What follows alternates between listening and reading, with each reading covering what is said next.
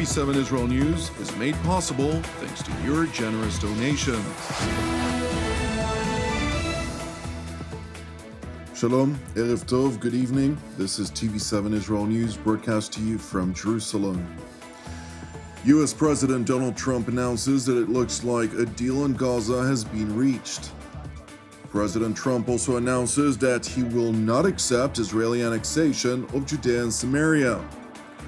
Prime Minister Benjamin Netanyahu asserts in his address to the UN General Assembly that Jerusalem will not accept a Palestinian state. U.S. President Donald Trump will not allow Israel to assert its sovereignty over the so-called West Bank districts of Judea and Samaria. Nevertheless, in remarks to the UN Security Council, U.S. Ambassador to the world body, Mike Waltz, stressed at the French-Saudi conference on pushing for Palestinian recognition earlier this week, merely emboldened the Islamist Hamas terror group, which cannot have any future governance of the Palestinians in the Gaza Strip or West Bank. Hamas stands emboldened today after that conference. We've rewarded its obstruction. We've undermined efforts to achieve peace in both the short and the long term. Unilateral recognition statements do not alter the reality on the ground. It does not alter the fact that there is not a Palestinian state to recognize. And at this point, there is no credible Palestinian partner for peace. Despite the string of facts voiced by Ambassador Waltz, British Secretary of State for Foreign Affairs Yvette Cooper sought to defend Keir Starmer's decision to recognize the fictitious Palestinian state, claiming that it aimed to protect the viability of a two-state solution as the only path forward. The UK's historic recognition of the State of Palestine this week is part of our commitment to peace, part of acting to protect the viability of the two-state solution as the only path to a just and lasting peace and to security for Palestinians and Israelis alike, part of rejecting extremist ideas on all sides, which involve too often fantasies of the destruction of the State of Israel or expulsion of the Palestinian population. We reject both of those. London's top diplomat who took over the role of Foreign Secretary of State on September 5th stopped short, however, of acknowledging decades of negotiations on a two-state solution to include 5 concrete proposals to the Palestinians, all of which were outwardly rejected by both Arab and Palestinian leaders. Moreover, while Hamas is gradually but surely losing control over Gaza City, the Palestinian Authority's Fatah faction believes it should be the Palestinian actor to take over the territory it had lost to Hamas in June of 2007.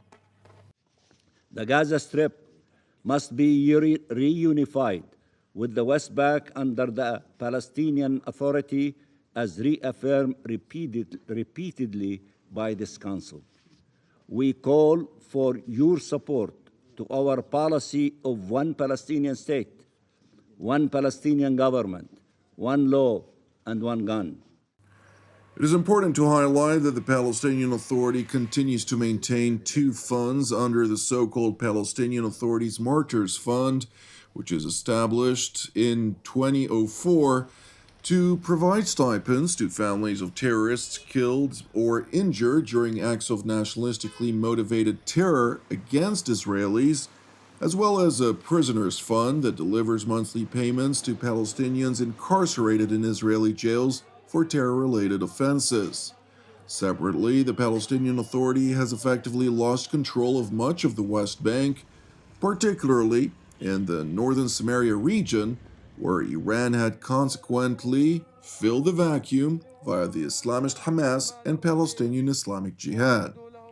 Nevertheless, irrespective of reality on the ground, Western leaders that are either ignorant, indifferent, or have ulterior tactical or strategic motives continue to promote the Palestinian Authority as a viable alternative, absent any demands for much-needed reform. We have to support financially our partner for peace. Hamas is not a partner for peace. The Palestinian National Authority is. And Israel is trying to make the collapse financially of the Palestinian National Authority. Saudi Arabia's foreign minister, Prince Faisal bin Farhan Al Saud, for his part, addressed a meeting with Arab and Muslim leaders held with U.S. President Donald Trump, which focused on ending the war in the Gaza Strip. The U.S. proposals focus on finding an end to the war in Gaza, which obviously needs to be our immediate priority. And we are very engaged with the US, and we are very grateful that the US is focused on ending the war in Gaza and finding an end to the suffering there. Obviously, that is a prerequisite to moving forward on the issue of Palestinian statehood. So I do think the two issues are complementary. We were very conscious in building the New York Declaration, in building a very clear process and very clear and practical mechanisms to translate into a future Palestinian state in a way that ensures both the rights of the Palestinians, but also for the Israelis, the security that is also their right. The proposal that was cited by the Saudi foreign minister was later expanded on by President Trump's special envoy to the Middle East, Steve Witkoff, during a Q&A session at the annual summit of the Concordia. And we had a very productive session. We presented what we call the Trump 21-point plan for peace in the Mideast in Gaza. I think it addresses Israeli concerns and as well the concerns of all the neighbors in the region, and we're hopeful and I might say even confident that in the coming days we'll be able to announce some sort of breakthrough. Meanwhile, at the White House, U.S. President Donald Trump acknowledged that the meeting with Arab and Muslim leaders was positive, voicing his desire to see all of the 48 hostages in Hamas captivity returned promptly. Amid speculations regarding Israel's annexation of parts of the so-called West Bank have been circulating in recent days, President Trump sought to put the issue to rest. I will not allow Israel to annex the West Bank. No, I will not allow it. It's not going to happen. Did you speak with Netanyahu about this directly? Yeah, but I'm not going to allow it. Whether I spoke to him or not, I did. But I'm not allowing Israel to annex the West Bank. There's been enough. It's time to stop now, okay? Turning to the United Nations General Assembly, where Prime Minister Benjamin Netanyahu addressed a plenum, proclaiming to the international community that Jerusalem will not grant the Palestinians a state at the expense of Israel's national security. What you're doing is giving the ultimate reward to intolerant fanatics who perpetrated and supported the October 7th massacre. Giving the Palestinians a state 1 mile from Jerusalem after October 7th is like giving Al-Qaeda a state 1 mile from New York City after September 11th. This is sheer madness. It's insane, and we won't do it. The Prime Minister further seized the international stage after the majority of the world has evidently forgotten the atrocities of October 7th to highlight the savagery of the Islamist Hamas and its terror affiliates. On October 7th, Hamas carried out the worst attack on Jews since the Holocaust. They slaughtered 1,200 innocent people, including over 40 Americans and foreign nationals from dozens of countries represented here. They beheaded men. They raped women. They burnt babies alive. They burnt babies alive in front of their parents. What monsters.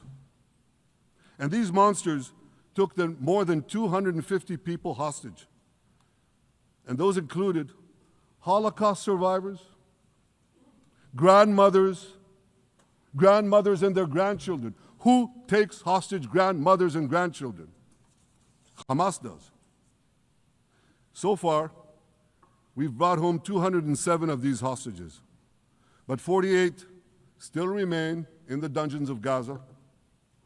20 of them are alive, starved, tortured, deprived of any daylight, deprived of humanity.